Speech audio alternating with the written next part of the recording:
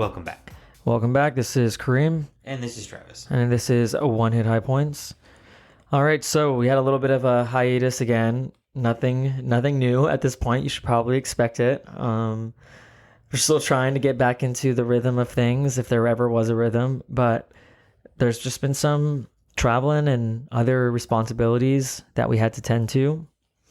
We just got back from Turkey about 2.5 weeks ago. And why were we in Turkey, you may ask? Well, this actually was a trip that I didn't even expect to happen within this year because basically it was definitely last minute. It was so last minute. Well, it was like 2 months of just like I think we ended up the max was like what, 58 days, 61 days, something like that, right? Yeah, because pretty much 2 months. Yeah, it was just such a weird trip because long story short, we're gonna go into this very briefly, just because I think that I've had little sprinkles of these types of, storytelling throughout the podcast, especially when we first started out. But I had first received a rhinoplasty in August 4th, I believe, of 2021, through several years of being told by an ENT that I need to look into fixing my breathing just because I had a deviated septum. Also, I had a twice broken nose.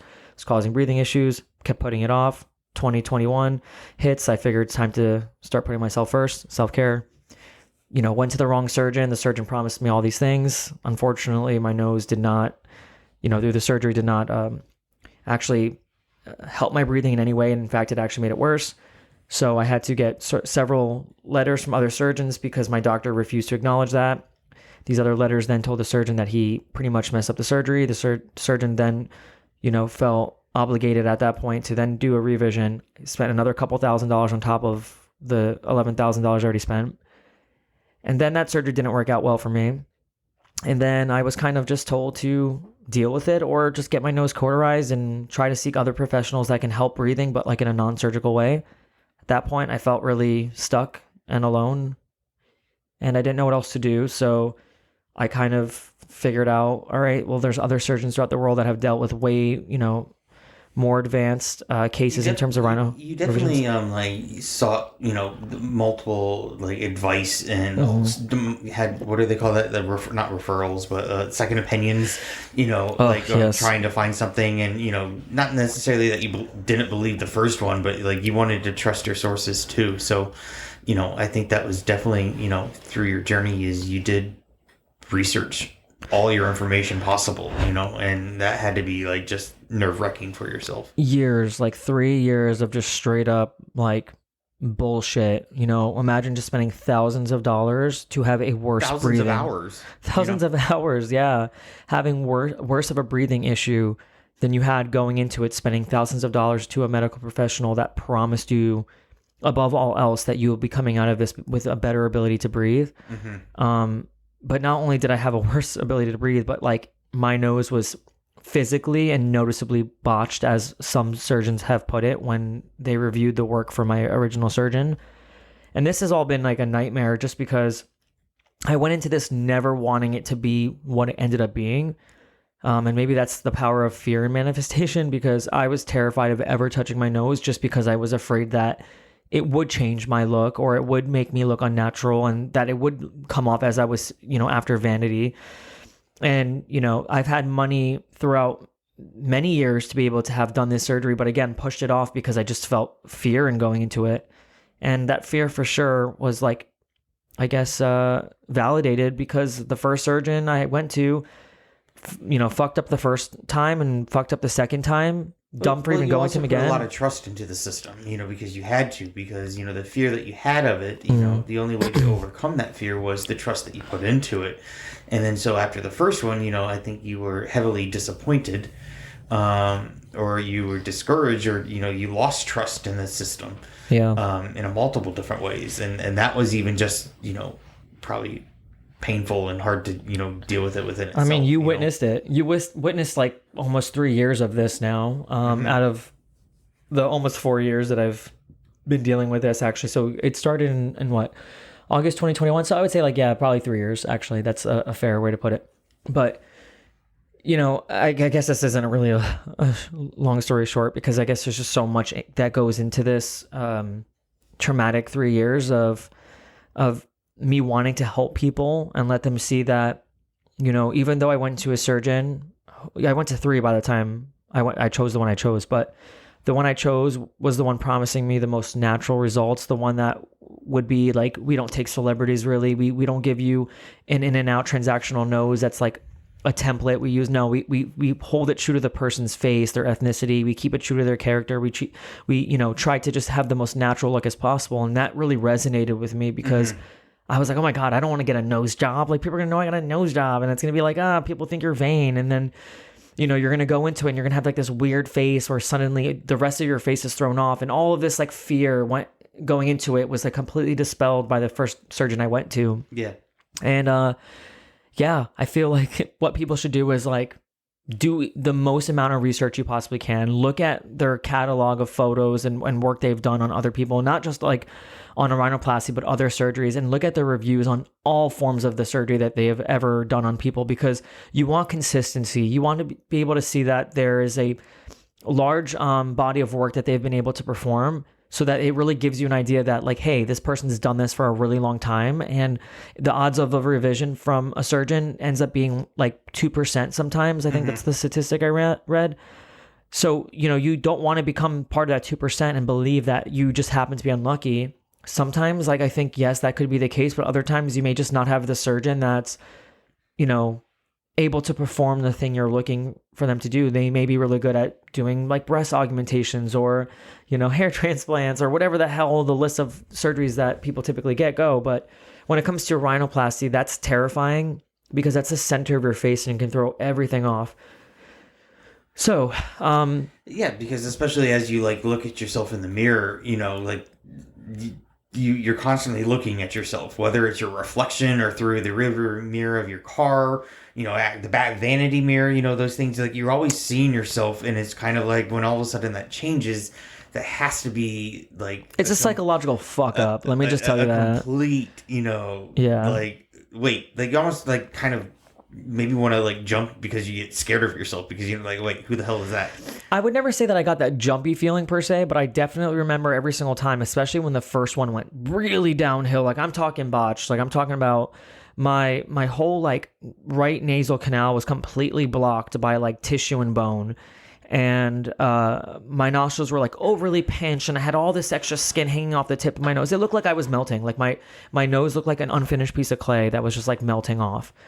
And I know some people may say, well, Kareem, that was a little bit of an exaggeration. No, I think that when another surgeon tells you pretty much what I just said in a little bit kind of a way, but still use the word botched, I'm going to not necessarily feel gaslit by my friends who are just trying to make me feel good. That never helped me. Well, then, and also at the end of the day, that you couldn't breathe either. I couldn't breathe. It didn't really matter if it was a bag of mold or a bag of corn.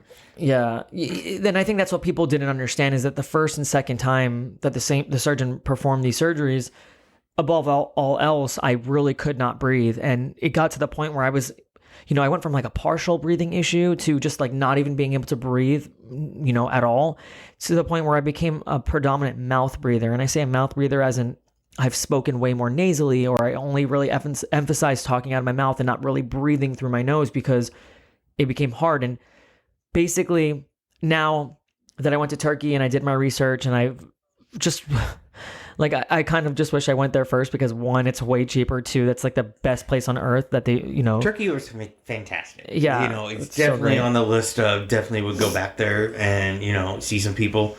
Maybe not people in particular, but I'm like, you know, who did you meet there? I'm like, fuck.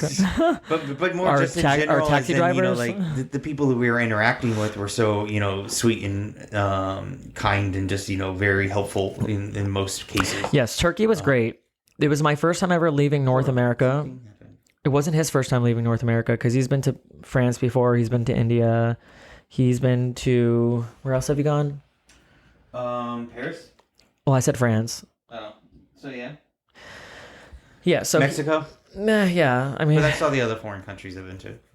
I've been to Mexico too. We've been to Mexico together for the first time.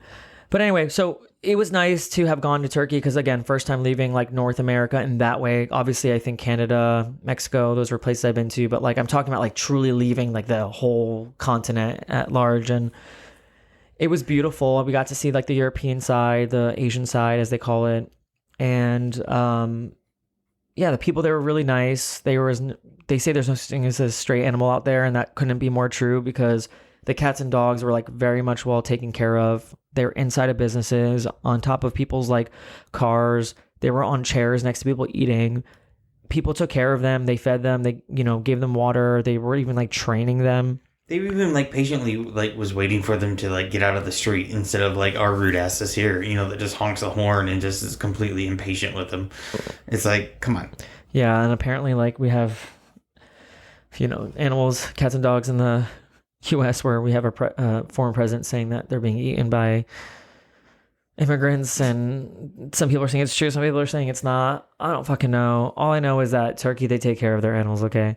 To me, I think it's just something that was said just to get us talking about I don't know. and then something more serious. Who cares? It could be happening. It could not be happening. I'm not going to sit there and say and declare whether it is or not. Some things can be made political and some things could just actually be factual. Like I'm not there right now to, confirm if these reports are true. But regardless, Turkey takes good care of their animals, their stray animals, pets, whatever. Anyway, so I pretty much did a lot of research and FaceTimed this specific doctor that I ended up going with in Turkey. And we had FaceTime for like a little over half an hour. And I got a little bit emotional and started crying because I was like, dude, like, do you understand what it feels like to give thousands of dollars to these, surgeons that gave me a worse issue, and I can't justify going on with my day-to-day life knowing that I paid someone thousands of dollars to basically say, yeah, sorry, we tried. It's your body's fault. It's the way your body chose to heal. We can't really do anything else. It's too invasive now to continue going into it a third time and blah, blah, blah. And anywhere else I would have gone in the US, it would have been like $20,000 plus starting just to have a third or second revision.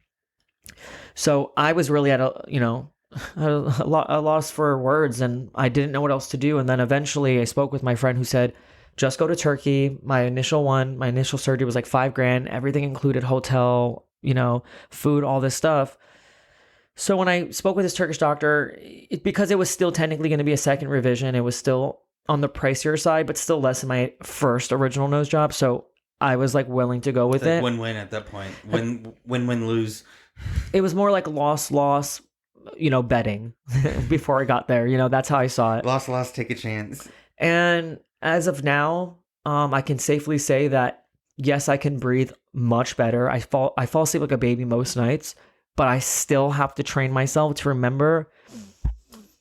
Sounds kind of weird, but I can still kind of like breathe through my nose, but I still technically breathe through my mouth more just because I'm used to it, because that's how I've been breathing for the last 3 years. So I have to train myself that when I'm actually speaking, hey, inhale through your nose. You can do this now. The saying that they always say is that it's sometimes hard to teach old dogs new tricks. I ain't old, bitch.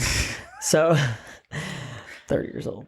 So yeah, everything worked out for the best. Obviously, there was those years of trauma and bullshit, and like I had to like, mind you, watch my mom die, and I had this like what's that thing called again? The K masks? The K... N95? Yeah. I wear those like super fucking tight, obnoxious masks while I was in the hospital during Code Red watching my mom die. And those masks had to go on like a fresh, like that was my very first nose job. Well, it was already collapsing and looking horrible and I can barely breathe through it, my nose. I had to put this fucking crazy mask on top.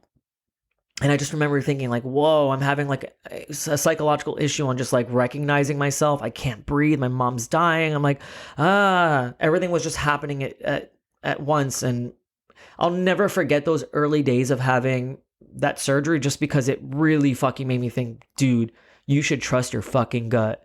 Everything that you were fearful of is happening exactly how you feared it.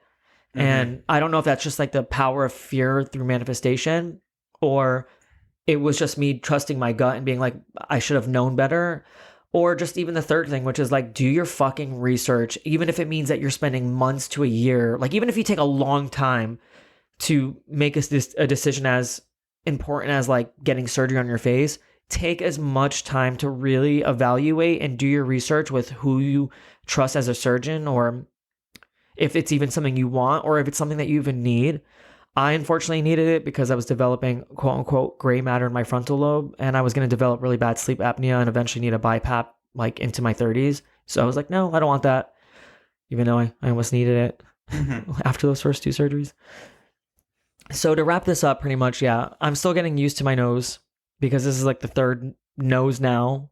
Technically fourth because I had one when I was born, right? Yeah. This is the third nose now that I have to get used to since surgery. And it's really challenging. There's a lot of psychological issues that develop around feeling like you have to get used to something that's on your face permanently, It's or like whether your it's new a norm, change. you know, and that norm has to, well, it has changed. 3 nose jobs though and 3 nose jobs in 3 years is a lot. It's also not really. It's like really bad for that's your. a lot. And most people don't have one in this world, you know. So like, let alone within the time frame that you had, you know, that's a lot of physical toll on your body. It's a lot of emotional and mental. The physical toll is one thing. All 3 of those combined with, you know, losing your mother and, you know, the genocide, and they've gone through a lot. Significantly. Yes, there's a lot of testing of my resilience through these last of your faith, you know, 4 also, years, you know, and my faith too. I mean, I had a lot of faith going into the surgery this time. I have a lot of faith, you know, that there will be peace and eventual accountability for Israel's actions and crimes against humanity. I have a lot of faith that Palestine will eventually establish itself as a state again. And I have a lot of faith in a lot of beautiful things. I just think sometimes when you're in the thick of it, it's hard to see that light at the end of the tunnel because you're just so like, there's so much toppling on top of you. But ironically, whenever I feel like I'm drowning the most is kind of like when I'm set free in a way, because it's allowing myself to say, wow, look how strong my willpower and my soul is. Because if I'm still here after all the pain I've gone through, it just goes to show how like resilient my willpower to live is, and to still want to like live the best way I can. Yeah, I mean, and from my standpoint is, you know, God sends us all sorts of tests and trials down onto this earth, and we're not to make sense of them. You know, that is not our job, is to understand absolutely everything that happens in this world and the reasons why, you know, things happened.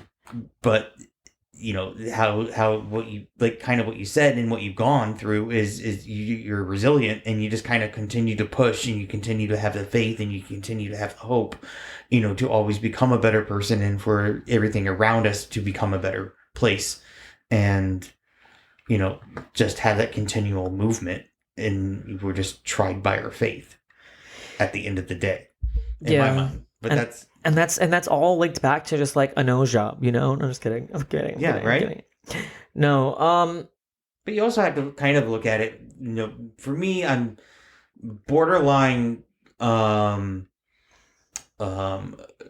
catastrophic, as in I blow up everything to like the worst degree, but at the same time I'm a very optimistic person, or I try to find the good in a lot of things, on, you know, what is the lesson to be learned from things, and sometimes it's never obvious until you're much older, like 10-20 years from now. You might all of a sudden look at this moment that's very frustrating, very painful for you at the 50 moment, 50 years old, you know, and say, hey, you know, when I was 30, I went through shit, but you know what? This is how this has made me into. I want to what? Better. When I was 30, I want to what? Like I went through shit. Oh, through shit. I thought you said I want to shit. I was like, I mean, no. Well, of course we all do, but it's more like you have to look at it. There's a line of goodness that happened within there somewhere.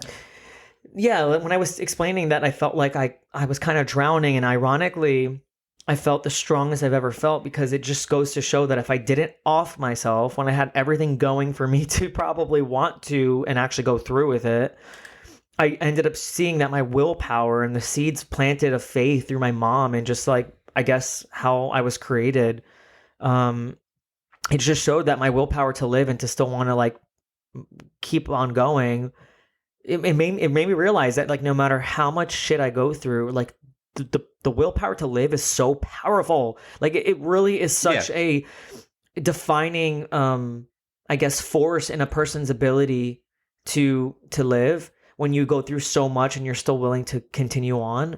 Because it sucks, because that's not how it is for everyone, and my heart truly is devastated for those people who just want out, because I get it and I feel it. Believe me, I understand. But there sometimes is an awakening in that pain that allows you to say, what the fuck? Like, I just realized I just developed like the strongest armor I'm like a warrior in this life now. Like I truly have battle scars, but I have more and more armor. I have like Beskar armor from like the Mandalorian, Oh, where I wow. just like shit just bounces Where's off me now. Grogu? Yeah, you're Mars is Grogu. Okay. The thing is, it's like, yeah, I feel like a typical heartbreak or just like sadness on little things don't really affect me now. I'm seeing like a bigger picture of like heartbreak and pain and suffering, and that is bigger than myself. I went through it with my mom and just my own personal traumas, but to see an ongoing genocide happening of Palestinians, aka my ethnicity, but there's also things happening in Sudan that's been happening for a long time now. Also in Congo, Yemen, even Armenia with Azerbaijan. There's just a lot of these conflicts that are going on. I don't even want to say conflicts because, in my opinion, some of these things are really simple. They're, occurring because of the military industrial complex, the war machine, We have, natural resources. We have corrupt leaders that just want more power. I mean, these things are really simple, and we try to use these words like it's complicated or complex or whatever. It's really not. That's a way to kind of bypass a lot of the things that would be otherwise easily breaking down and seeing like where this kind of imbalance of power is coming from or why these evil things are happening. But yeah, I just feel like the strongest version of myself because I have a true appreciation of life, and I just think life is so valuable and so precious. And for all the innocent lives that are suffering right now, that's where my focus is on. It's not even about myself anymore. I just care about others' lives. And I want to reinforce people to be pro-life in a way that is actually not hypocritical. And that means that like we need to end these wars that make that make billionaires richer. That's the sick truth. It's that war makes people rich. Well, they just want to send everyone into chaos and spin them around in circles, and they I think somewhat control the economy, make it so expensive to live in, and then all of a sudden wars typically all of a sudden economies start crashing. So there's cycle to that. So like, and it's in this endless circle of craziness, and that's just what It's again, it's not hard to understand. It's very simple. There's just evil leaders out there that lead the people wrong. War is war.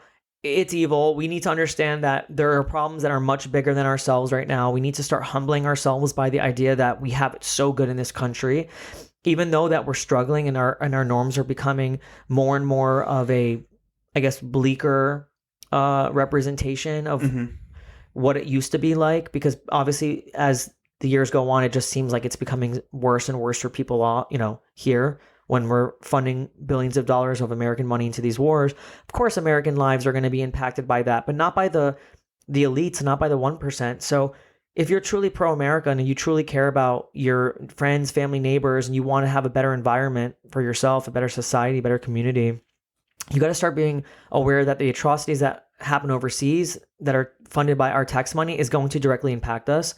We've said this time and time again on past episodes, but all of this can really, truly be intertwined into your day-to-day life by understanding that if you want a better life, you have to start being aware of what is happening throughout the world. You can't turn your blinders on. You have to be aware. Going to Turkey, like even just going to a place like Turkey that was really stabilized and a very beautiful country, you still see some forms of poverty, and just the way that people are living is constantly on the hustle. And that just humbled me in itself.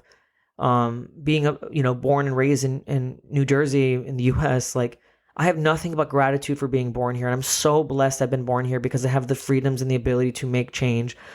But change only happens when we're unified. It happens when we're aware and we're having open, honest discussions and conversations where we're not trying to cancel people. We're not trying to think of me, or us, but rather how can we all benefit as Americans? And we're a large country. So I know that can really make people feel like, well, we're a large country, so it's very hard for a massive country like us to be unified. But I actually find that to be the opposite. No, I think because we're such a large country that we have the ability to say like we're strong. We're stronger together. We're stronger united, and we can hold the There's leaders. larger countries than us that are more united. So I don't necessarily think that that's the case. Well, I'm saying that because that's what some people think. That they're saying it's very hard for us to be in one country that's united when And we used every to be country, united every in some state in this aspects. country has different problems. We have a series of different problems and different things. Like Flint, Michigan still doesn't have clean water. You know, that can be like right there a state that's like fucking infurious. You know, furious Sure. by Congress and like by our leaders. Like, why aren't they putting money into solving that issue rather than sending billions overseas? Like, why can we unify on Congress can unify on sending billions to Ukraine and Israel, but we can't unify on just like making affordable healthcare or like reforming the education system? Like, why is there so much that we can't unify on? But when it comes to the military industrial complex, it's like it's just almost embedded into these politicians, whether they're paid off or it's just part of like their, It's I guess, because commemoration to like the elitism of it all. it's the whole saying that they say that war creates money or war drives jobs. You know, it's because it's more beneficial to them to go after I know, those and but fund those these things politicians than anything forget they else. work for the people. They work for the people. We put you there, and if you don't think that we Yeah, put but they're you all there, paid off. that's what I just said. Like, they're all paid off, and it's people have to understand if we put all of our energy into unifying and holding these politicians accountable. If we fucking vote green, if we vote for the People's Party and not for these two bipartisan fucking systems that are sides that are a part of the same evil system, there will be change. And if people keep trying to diminish that vote, like, oh, if you vote for the third party, the Green Party, Independent Party, like you're wasting your vote. No, that's exactly what the empire wants you to think, that you being someone resisting the empire is like, it doesn't mean anything. It's futile, as Jill Stein said, like very well on the Breakfast Club, where she demolished Angela Rye. Like that whole, ambush really just blew up in her face, and all the people who like tried to ambush Jill Stein and blew up in their face because social media was not having it. People were saying the Green Party, Jill Stein specifically, she's fighting for the very things that she's been fighting for a long time now, that was only ever really meant to help the people of America rather than just the elite class of Americans. And she wants to be able to expose that the Democratic side is very fearful of the Green Party taking away their votes, because if enough people vote green, as we discussed the other day, that they'll start becoming federally funded and having to be on the main stage and debating the Republicans and Democrats, and they'll like slowly but surely take over as being the People's Party and being the party that they can never fuck with ever again. To establish a new party in the system, within a general election, which we're approaching in November, the party has to capture 5% of the vote. And what that really does, the people's vote, what that does is in the following election, then that party would be federally recognized and be on all ballots, as well as they would start receiving some federal funding. So it's not necessarily, do you believe in the Green Party or not? It's more of all of a sudden, like, you now have another choice come the next election. So I think that's huge if we really want to start seeing some political changes and reform and challenges, to our current system. And the Democrats don't want that. And the Democrats and the Republicans, they don't want that. They're doing everything in their power to diminish the importance of the Green Party and the validity of the Green Party. They're having lawsuits against them, trying to get them off the ballots in certain states because. And the last time that we really approached this was in the 90s sometime. I don't know specifically which election with Ralph it was. Nader, yeah. But with Ralph Nader. But, the popular vote got up to 2.9%. So that was like halfway within that party of the Green Party then, 30 I years think we're ago. going to get there now. Should be challenged, yeah. And if we don't, then it's basically the people saying they don't want power. They want to continue giving power away to these corrupt elites. If it's not this year, it's definitely going to be 4 years from now. Like, just imagine, you think of, just the progress it possibly if it doesn't happen now, then I think it's because maybe we just need more, I guess, commanding Green Party leaders just to kind of revamp how people may have perceived Jill Stein. But I think Jill Stein's a great candidate, and I fully support her 100%.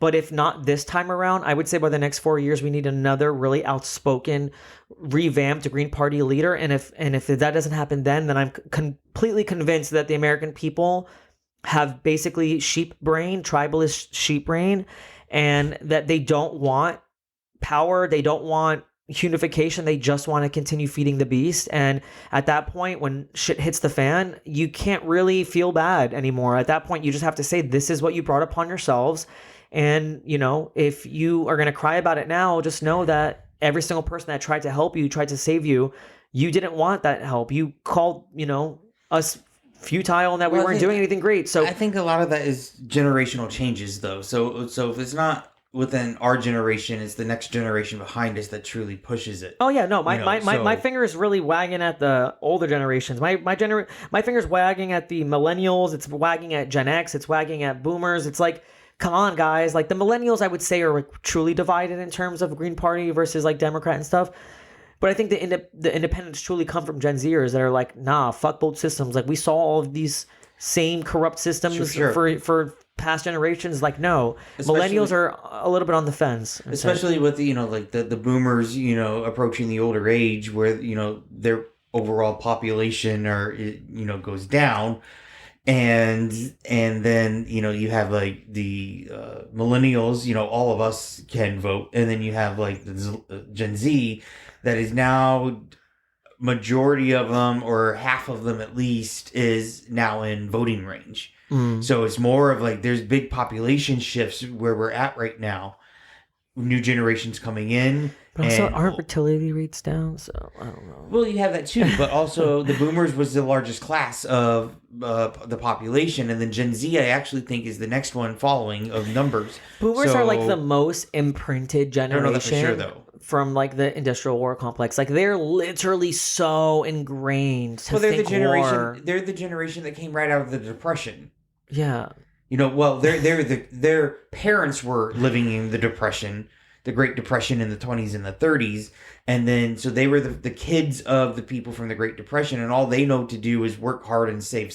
But I don't understand, because war has existed before that, and it's crazy to think that people can't put patterns together. Like they can't put the pieces to create these understandings of patterns. And like I think the younger generations, like Gen Z, obviously, and Gen Alpha, eventually we'll start seeing like so blatantly the same thing. It's like every generation has its like imprint of like terror and war and this and that. We must destroy and kill and bring democracy. War started affecting the household more and more as soon as like the radio and television was introduced. Because we're funneling money. We're also funneling so much money and money laundering so much money overseas, to Ukraine, Israel, that it's coming to the point where now when so many Americans are feeling impacted by it, they have no other choice but to be furious, especially when our money is like also funding an active genocide, or we'll make it more comfortable for the Zionists who hear this, a Palestinian Holocaust, because that's exactly what it is and exactly what's happening. We're creating ghettos. We're killing them off slowly because people are like, oh, if it was a genocide, wouldn't like Israel be killing them way more quickly and like bombing them way more than they are now? I'm like, first of all, they are, and second of all, genocide doesn't happen overnight. It happens like collectively throughout small to a large, not large, but like it just happens over time. And it's been almost a year, and we already got 10% of the population dead of Palestinians in Gaza. So yeah, I would say that it's happening. It's an active genocide, especially since now especially that most of them are women and children, and we're using starvation as a weapon of war, which has killed several hundreds of people now from famine, basically starvation, and that those numbers are only going to rise as more people continue to starve.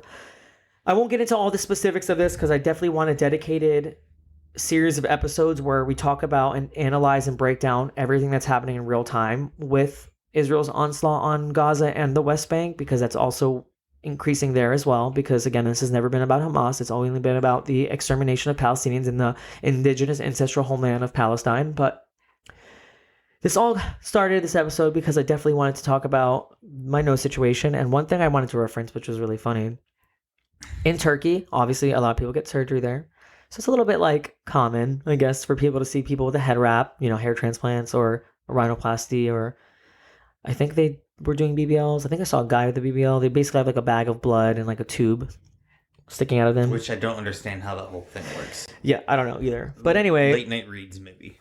It was really funny because like I had these like, I don't know if they were like a gay couple, but there was like a couple. There were or friends, whatever. There were two men, very obviously gay, and which is fine because I am too. So it's okay if I can say that. They were like, "Oh my god, did that hurt?" And I was like, yeah. As like my face is completely bruised and swollen. I'm like, yeah, it did. It's my third time around. Like, I'm just, and they're like, oh shit, really? And they're like, yeah, we're both getting like nose jobs tomorrow. And I was like, oh yeah, like good luck, guys. And yeah, I mean, it definitely hurts, but like you're in the best place. It's Turkey. Like I went to the U.S. or I lived in the U.S. and the same surgeon performed it twice and botched it both times. And here I am, Turkey, $25,000 later, and like. Yeah, so that was funny. And then pretty much in Turkey, like you have a lot of, I guess, like, yes, the people do see that Americans or people from all over the world get surgery there. So they're kind of used to it, but you still get like the more conservative religious people that kind of like stare at you, not necessarily in a disappointing way, but just like staring at you. You really don't know what they feel or think. Then when we stopped in Paris, because that's where our layover was, oh my God. When I kid you not, like the prolonged stares was killing me. Like I kid you not, just staring. And as you walk, their whole body like turns and you're turning and you're like staring as they're walking away and you're just both like fixated on each other. And I just find it really hysterical that some people don't have that awareness. Just because like for me, I love, love, love to people watch. It's like it's my favorite thing to do probably. I just love to people watch. I can sit down and just people watch. I like to like see how people talk, their body language, just how they are. It's just really interesting. It's very like eye opening. Yeah, but at the same time, people catch us watching them when all of a sudden like we are then awkward like because we're looking at them. No, I don't mean people watching in a way where I'm just like staring. No, like a weirdo. No, I mean yes, maybe that might happen on accident because I have big eyeballs. I don't know, so that could probably happen, or people may think that I'm doing that. Because like I'm at a gym sometimes on pre-workout and I don't know where to stare. I'm like looking everywhere a million miles per hour because I'm so hyper. So whatever. Maybe they took pre-workout going through the airport. Yeah. Point is, I love to people watch, but I don't like to be people watched myself. I actually don't like it, especially when it's like clearly there's something like I had something done to my face. So when someone's staring, it's okay if like someone looks for like a moment, but then you kind of start getting in your head and you're like, oh my God, stop. Like this is so like, I don't want this. And at some point, I think it was getting to the point where it was like bothering me, but I was like, you know what? Fuck that. I'm not going to let it bother me. And I started staring back at people and purposely trying to make myself look really scary as my face was like black and blue and fucked up and swollen. At some point, whenever people would stare, I'd stare right back and with like eyeballs like completely open and just scare them.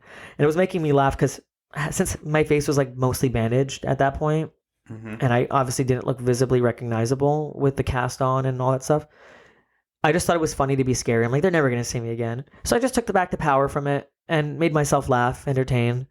Well, that's good. It's always good to take back the power of things and your insecurities and just like turn them into like little laughable moments. Yeah.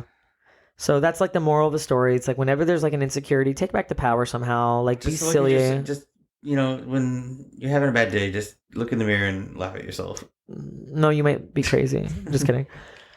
Yeah, so that was Turkey. That was my nose journey, kind of briefly. I'll definitely want to talk about that on like a social media post or a TikTok one day and just share photos and go through the story and try to help people and let them know that like surgery isn't always the option. 1, 2, do your research. Really do your research. 3, just take your time.